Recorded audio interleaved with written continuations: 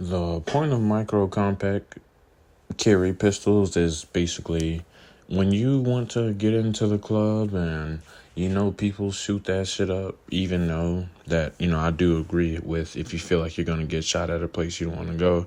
But some people just still go in there just in case. Some people still overlook it. A lot of times shootings don't happen. A lot of people do have guns for just in case. You know what I'm saying? Which I don't feel like there's nothing wrong with.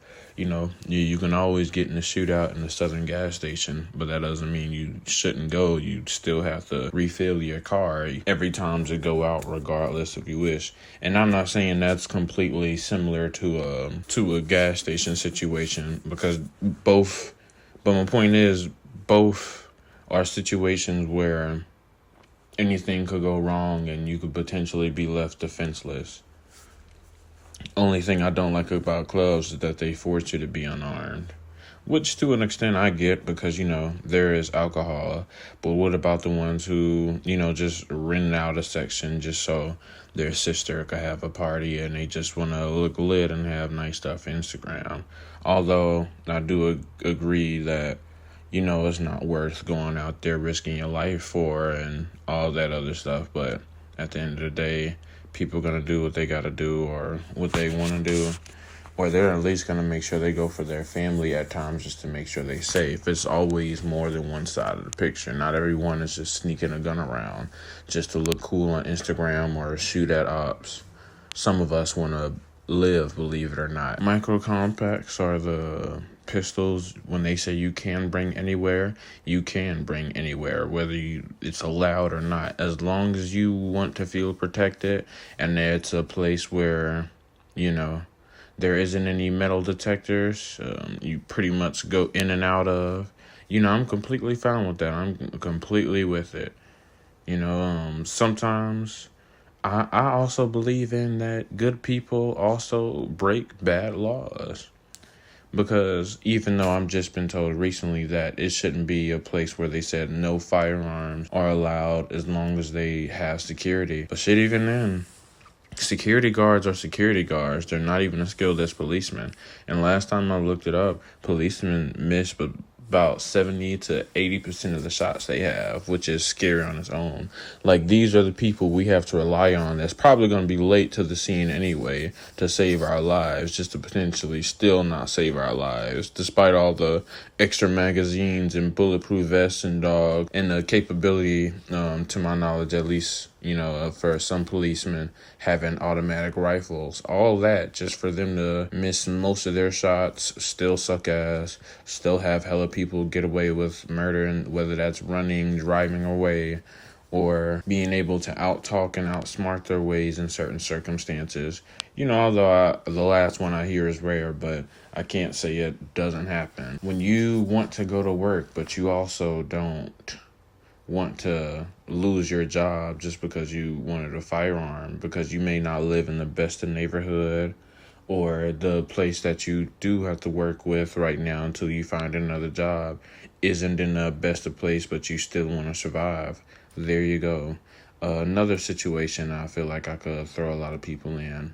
A lot of people have these small compact pistols, sometimes just as a one-time purchase. Although, if you are getting into home defense, I am with the people who do believe that, maybe you should get in that double stack capacity territory, but, that's nowadays when it comes to double stacks, that's at minimum 10 and 12, and I'm also not even going to be specific with calibers. To my knowledge, there's a Mark V4, which I believe is the name of the 22 caliber pistol, which has a 15 round single stack magazine. And not only that, I also don't get why they're hating on as much, because whatever problem you have, it could pretty much be switched just by switching out the type of bullet or round it is. For example, you can go to regular full metal jacket rounds to RIP rounds or hollow tips or etc. I believe they even now have 9mm Dragon Breath rounds, which I'm not saying,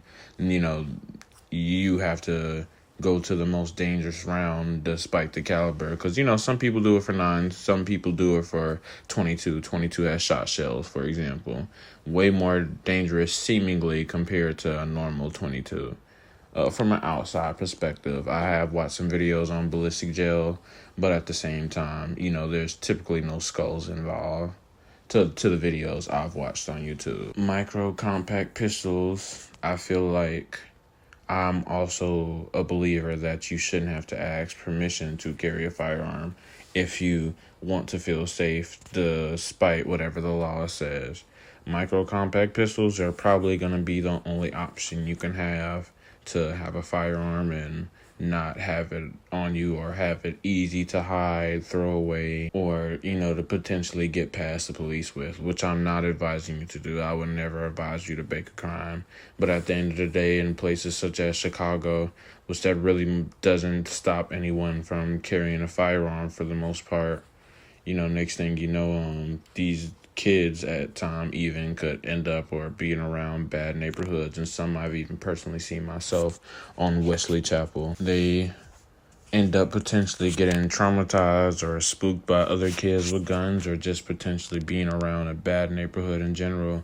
The kid who I worked with at McDonald's, who has to sometimes work late night shifts and had to run away from a shooting that was going in the direction of when he was going back home. I believe it was around 9, according to him. End up getting a little spooked one time, and rightfully so. I can't blame somebody for wanting to feel as if they should defend themselves, regardless of who he is. I believe he was 16 at the time. But either way, I personally believe that self-defense needs to come into your own hand, and sometimes you might just need to accept the reality that even though what you may be doing is morally justified, at the end of the day, you need to find a judicial battle. And also for anyone who does decide to go this route, regardless of how you're carrying, what you're carrying, where you are not allowed to carry, I believe you also should get in contact with lawyers. Even though it could be costly when it's obviously time to call them to court, to go get a number from them, or, to keep in contact with them.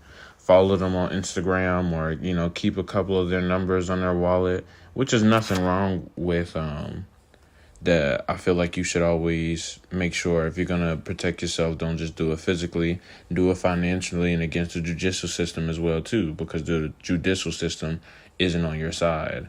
A lot of these cops, from an outside perspective, just want to make the case close, or want to just make an excuse to go home, and I felt like I was victim to it. I'll bring that up to a whole nother story. But if you want a small gun that doesn't have too much recoil, you're either, in my opinion, gonna be looking at that 380 to 22 to 25 ACP or 32 ACP range.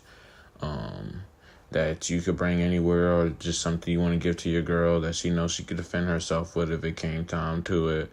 Just so, she could have something, because something's always better than nothing. Hey, there goes some tips right there. Hey, God bless.